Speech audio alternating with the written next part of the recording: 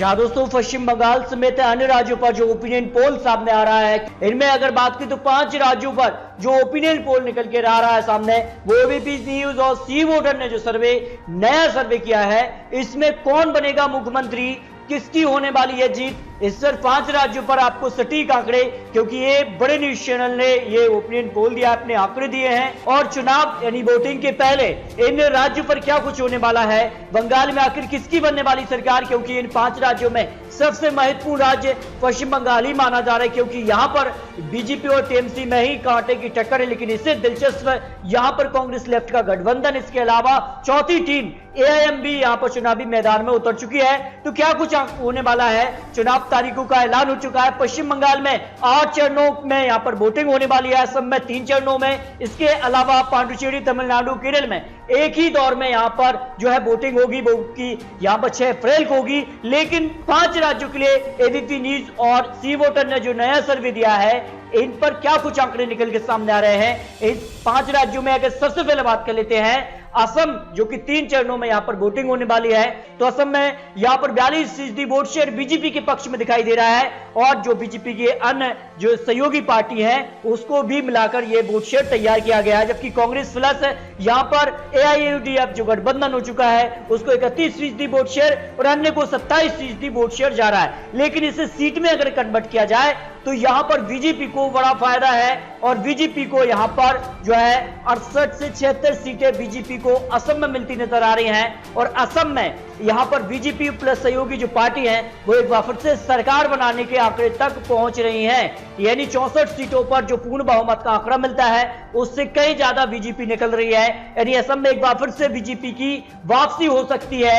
ABP news और सी voter ने जो सर्वे किया है उसमें आंकड़े तैयार किए गए हैं, क्योंकि ये नया सर्वे है और यहां पर तारीखों का ऐलान हुआ है, उसके बाद ये नया सर्वे सामने आ रहा है। इसके अलावा कांग्रेस प्लस यहां पर एआईडीएफ जो पार्टी गठबंधन कांग्रेस ने किया है उसको 43 से 51 सीटें मिलने का अनुमान दिखाया गया है, यानी बहुमत का आंकड़ा 64 सीटें है, तो उससे थोड़ा सा कम कांग्रेस प्लस यहां पर जो अन्य पार्टी है वो दिखाई दे रही है। यानी कुछ भी हो सकता है असम के लिए जो आंकड़े हैं। इसके अलावा 5 से 10 सीटें अन्य के खाते में भी जा सकती हैं, जो आंकड़े निकल कर आते हैं। अगर अन्य का जो वोट शेयर है, समर्थन कांग्रेस प्लस यहां पर एआईडीएफ को चला जाता है, तो फिर कहीं ना कहीं ये असम में भी कांटे का मुकाबला यहां पर देखने को मिल सकता है।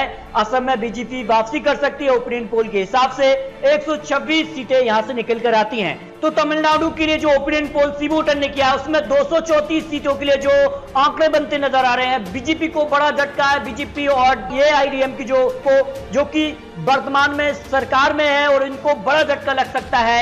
और यहां पर बात करें तो अब उनके लिए 58 से 66 सीटें दिखाई दे रही हैं, जबकि कांग्रेस और डीएम के गठबंधन है उसको यहां पर 154 से 162 सीटें मिलने का अनुमान एबीपी न्यूज और सी वोटर ने लगाया है। अन्य के खाते में 8 से 20 सीटें यहां पर दिखाई हैं, यानी तमिलनाडु में बड़ा उलटफेर हो सकता है। तमिलनाडु में कांग्रेस डीएमके की सत्ता में वापसी हो सकती है, सर्वे के आंकड़े हैं। देखिए केरल भी काफी महत्वपूर्ण राज्य बन चुका है। केरल के लिए जो जिस कार से राहुल गांधी ने यहां पर लोकसभा सीट के लिए भी यहां पर केरल की वायनाड से चुनाव लड़ा, और जिस कार के बयानबाजी को लेकर भी अब सवाल उठ रहे हैं। इसी बीच अगर केरल का जो ओपिनियन पोल एबीपी न्यूज और सी वोटर ने किया है उस हिसाब से केरल में क्या कुछ आंकड़े बनते नजर आ रहे हैं, तो कुल सीट 140 के लिए जो वोट शेयर तैयार किया है, इसमें एलडीएफ को 40% वोट शेयर मिलने का अनुमान यहां पर लगाया गया है।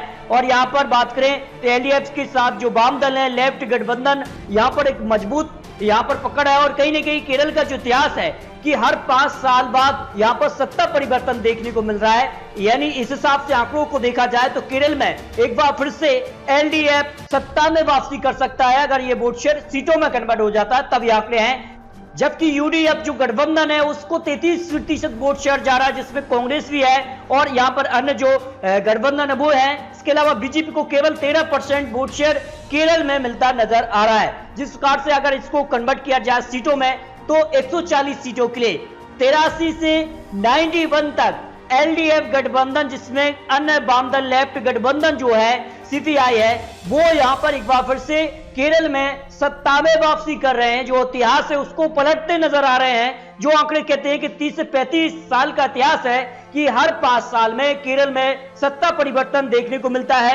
एलडीएफ और यूडीएफ जो यहां पर मुख्य विपक्षी पार्टी हैं, लेकिन इस बार जो है एक बार फिर से यहां पर एलडीएफ सरकार में फिर से वापसी करती नजर आ रही है। यूडीएफ गठबंधन को यहां पर 47 से 55 सीटें, जबकि बीजेपी अपना खाता 0 से 2 सीटों के बीच, हो सकता है खाता खोल भी ले और ना भी खोले, ये आंकड़े अन्य के खाते में भी 0 से 2 सीट यहां पर जा सकती हैं। यानी केरल में बड़ा उलटफेर हो सकता है, जो आंकड़े यहां पर एबीपी न्यूज और सी वोटर ने अपने नए सर्वे में आंकड़े दिए हैं। इसके अलावा केरल में लेफ्ट सत्ता बरकरार रह सकती है, इतिहास को पलट रही है, ओपिनियन पोल के आंकड़े हैं। इसके अलावा अगर बात करें तो पांडुचेरी के लिए 30 विधानसभा सीटें आती हैं और जिस प्रकार से सरकार गिरी है कांग्रेस की पांडुचेरी में, तो अब बड़ा उलटफेर हो सकता है, जो यहां पर आंकड़े निकल कर रहे। पांडुचेरी के लिए अगर बात करें तो बीजेपी प्लस और जो क्षेत्रीय पार्टी यहां पर पांडुचेरी की है उसके साथ बीजेपी का गठबंधन, मुख्य विपक्षी पार्टी के साथ बीजेपी ने गठबंधन किया है। इस कारण से बीजेपी 46% वोट शेयर यहां पर प्राप्त करती नजर आ रही है। यानी पांडुचेरी में भी बड़ा उलटफेर होता नजर आ रहा है। कांग्रेस प्लस को यहां पर 36% वोट शेयर, अन्य के खाते में 18% वोट शेयर जाते नजर आ रहे हैं। इसके को अगर कन्वर्ट किया जाए सीटों में तो यहां पर बात करें तो 16 सीटों पर पूर्ण बहुमत की सरकार बनती है, तो बीजेपी 17 से 21 सीटें प्लस यहां पर कर सकती है। जो आंकड़े कह रहे हैं कांग्रेस को भी 8 से 12 सीटें यहां पर हो सकती है, क्योंकि हाल ही में कांग्रेस की सरकार पांडुचेरी में गिरी है। इस कारण से इसका फायदा मुख्य विपक्षी पार्टी बीजेपी को हो सकता है। जो आंकड़े हैं अन्य के खाते में 1 से 3 सीट यहां पर पांडुचेरी में जा सकती है। पांडुचेरी के लिए भी जो आंकड़े हैं उसमें बीजेपी बड़ा उलटफेर करती नजर आ रही है। इसके अलावा अब सबसे बड़ा राज्य पश्चिम बंगाल में क्या कुछ होने वाला है, क्या बीजेपी की वापसी होगी या फिर बरकरार रहेगी टीएमसी ममता बनर्जी, इस पर क्या कुछ आंकड़े एबीपी न्यूज और सी वोटर ने अपने आंकड़े दिए हैं। सभी 5 राज्यों के आंकड़े आपको आखिर में देंगे, क्या कुछ हो रहा है। आखिर पश्चिम बंगाल की सभी 294 सीटों पर क्या कुछ आंकड़े निकल कर आ रहे हैं, आपको यहाँ पर रीजन बाय आंकड़े देंगे। आखिर क्या कुछ आंकड़े हैं ग्रेटर कोलकाता रीजन के लिए जो 35 सीटें हैं, इस पर एबीपी न्यूज और सी वोटर ने हाल ही में जो नया सर्वे किया है उसमें टीएमसी को 26 से 30 सीटें मिलने का अनुमान यहां पर लगाया गया है इन 35 सीटों के लिए, जबकि बीजेपी को सिर्फ 2 से 6 सीटें यहां पर दिखाई गई हैं। जिस कार से बीजेपी मांग कैंपेन कर रही है, जिस कार से प्रधानमंत्री मोदी जी, अमित शाह हो, यहाँ पर जेपी नड्डा जी हो, यहाँ पर अन्य जो वरिष्ठ नेता बीजेपी के हैं वो चुनावी मैदान में जिस कार से यहाँ पर उतरे, इसका फायदा बीजेपी को ग्रेटर कोलकाता रीजन में दिखता नजर नहीं आ रहा है। जो नया सर्वे एबीपी न्यूज और सी वोटर ने किया है, कहीं ना कहीं जो आंकड़े होते हैं वो सटीक बैठते हैं, ये हमने कई इलेक्शन में भी देखा है। इसके अलावा अगर अन्य की बात करें तो कांग्रेस लेफ्ट का जो गठबंधन हुआ है उसको भी ज्यादा फायदा यहां पर मिलता नजर नहीं आ रहा है। सिर्फ 2 से 4 सीटें ही उनको यहां पर दिखाई गई हैं इस नए ओपिनियन पोल में। इसके अलावा अगर बात करें तो उत्तर बंगाल रीजन के लिए 56 सीटों पर जो ओपिनियन पोल है उस पर टीएमसी को 14 से 18 सीटें यहां पर दिखाई गई हैं, जबकि बीजेपी को 21 से 25 सीटें, जबकि कांग्रेस लेफ्ट को 13 से 15 सीटें, यानी कांग्रेस लेफ्ट यहां पर मजबूत दिखाई दे रहा है। जिस प्रकार से यहां पर बड़ा उलटफेर हो रहा है और टीएमसी को यहां पर कड़ी टक्कर दे रहा है और बीजेपी को भी यहां पर ज्यादा सीटें मिलती नजर आ रही हैं। लेकिन क्या 294 सीटों पर आखिर में आपको महा ओपिनियन पोल के आंकड़े भी देंगे, क्या कुछ होने वाला है। दक्षिण पूर्व बंगाल रीजन के लिए 84 सीटें यहां से आती है। 84 सीटों के लिए जो ओपिनियन पोल है टीएमसी को यहां पर 43 से 47 सीटें और बीजेपी को 24 से 28 सीटें यहां पर दिखाई गई हैं, जबकि कांग्रेस लेफ्ट गठबंधन को 12 से 14 सीटें यहां पर दिखाई गई हैं। आखिर में क्या कुछ होने वाला है, यहां पर भी ममता बनर्जी बीजेपी से आगे दिखाई दी है। यानी दक्षिण पूर्व बंगाल के लिए जो बीजेपी अपना नया नारा यानी जय श्री राम के नारे से यहां पर कैंपेन कर रही है, इसका फायदा बीजेपी को ज्यादा मिलता नजर नहीं आ रहा है। जिस कार से यहां पर पश्चिम बंगाल के वोटरों से भी जानने का प्रयास किया था, उन्होंने भी साफ रुख किया है कि वो ममता बनर्जी के साथ ही इस वक्त दिखाई दे रहे। जो पेट्रोल या कई बड़े मुद्दे यहां पर कह सकते हैं, किसानों का मुद्दा भी पश्चिम बंगाल में जोरों शोरों से, उसका भी फायदा टीएमसी को मिलता नजर आ रहा है। जो एक्सपर्ट ने आंकड़े दिए हैं, पश्चिम बंगाल के लिए 119 सीटें, दक्षिण पश्चिम बंगाल रीजन के लिए सबसे ज्यादा सीटें यहां से आती है और यहां पर क्या कुछ हो रहा है, 65 से 69 सीटें यहां पर हासिल करती नजर आ रही है। जो यहां पर नए आंकड़े निकल कर रहा है, जबकि बीजेपी को 45 से 49 सीटें यहां पर मिलने का अनुमान इन 119 सीटों के लिए लगाया गया, जबकि कांग्रेस लेफ्ट को 4 से 6 सीट ही यहां पर दिखाई दे रही है। बीजेपी और टीएमसी में ही आमने सामने की कांटे की टक्कर दिखाई दे रही है। अब हमने सभी 294 सीटों पर आपको आंकड़े दिए, जो कि एबीपी न्यूज और सी वोटर ने आंकड़े तैयार किए गए हैं और इस हिसाब से अगर देखे जाए तो टीएमसी को 43% वोट शेयर मिलता नजर आ रहा है, जबकि बीजेपी को 38,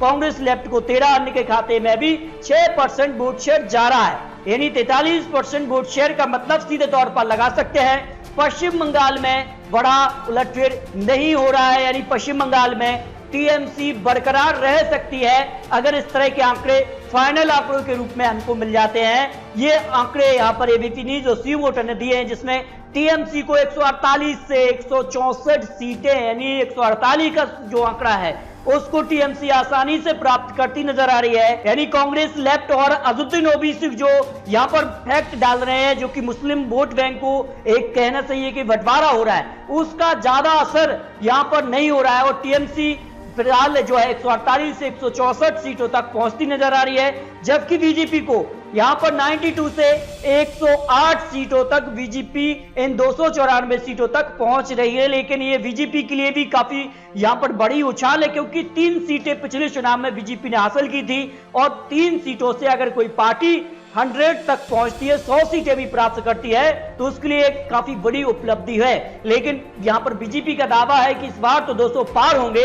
ये 200 पार होंगे या नहीं, ये तो आने वाला समय ही बताएगा। लेकिन ये 5 राज्यों के लिए, जिसमें सबसे मुख्य पश्चिम बंगाल है, उस पर भी आपको सर्वे दिया है। ये सर्वे के आंकड़े हैं। आने वाले समय में क्या होता है, किस प्रकार से यहाँ पर टिकट बंटवारा होता है, किस प्रकार के यहाँ पर घोषणा पत्र जारी होते हैं, इसके बाद भी आंकड़े बदल सकते हैं।